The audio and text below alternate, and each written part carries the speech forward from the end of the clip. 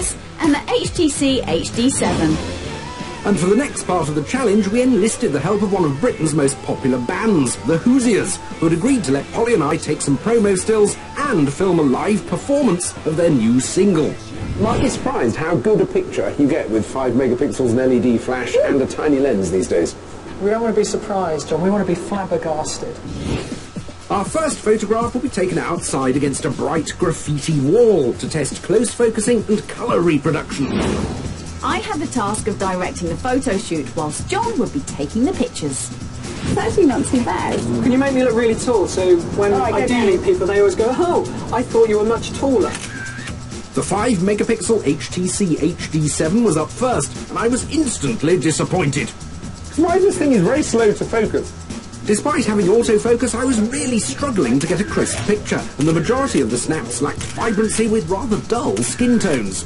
Can I try something bold for this? Yes, I was please. just thinking maybe like that. The Nexus S wasn't much better. Its serious shutter delay meant it wasn't great for capturing the moment. However, thanks to its accurate autofocus, I was soon grabbing some sharp, colour-rich 5 megapixel close-ups. It's like having your own child. It's like, come on, put your head together, stand up straight. The iPhone 4, like the others, has a 5 megapixel sensor, but also has a special tap to focus feature. I love the way you can actually just tap on the screen and it adjusts the exposure and the focus to the point you tap. But with no manual shooting settings, we felt the photos, albeit colourful, struggled to replicate natural skin tones. So our stills test was now over, and leading the way was the Nexus S. Next up was a video quality test, and we were in for a special treat. The guys are just getting ready to give us a very special acoustic session of their new single, Bumpy Ride, and me and John are going to make them a video using our phones.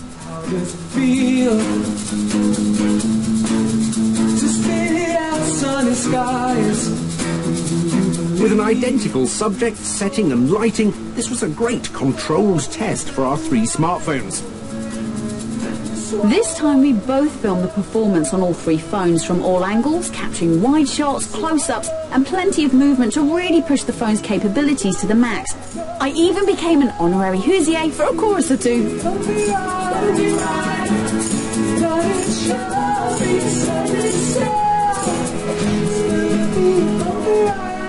The HTC HD7 shoots in high definition, but constant auto-refocusing made the shooting rather difficult and our footage rather blurry. It looks like it has an effect because it's sort of grainy, but It is, isn't it? Yeah. which can work, I guess, but it doesn't look like a very sharp picture. It's just the fact that it doesn't handle movement very well, which is maybe worrying.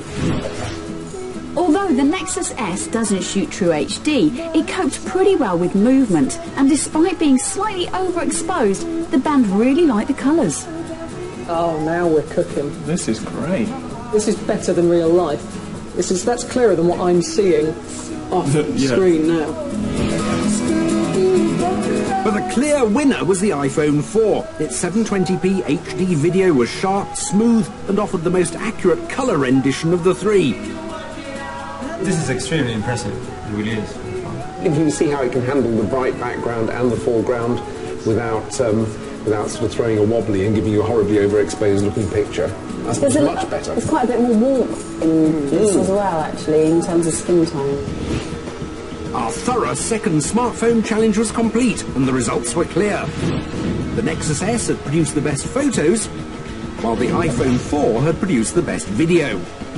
And there was one clear loser, the HTC HD7. Good. Big thanks to the Hoosiers. They were great guests, weren't they? Interesting results. Yes, absolutely. It's a pity the HTC's camera doesn't quite make it, because I think Windows Phone 7 has a huge amount of potential. And maybe when Nokia come out with their first Windows phones next year, we'll actually find one with a really good camera. I think you're right. That could be a killer partnership, couldn't it? Because I agree, the whole TARS thing, the social networking sort of on the screen, all that sort of, I love that. And of course, the integration with Xbox Live, which promises to do great things as it becomes more sophisticated.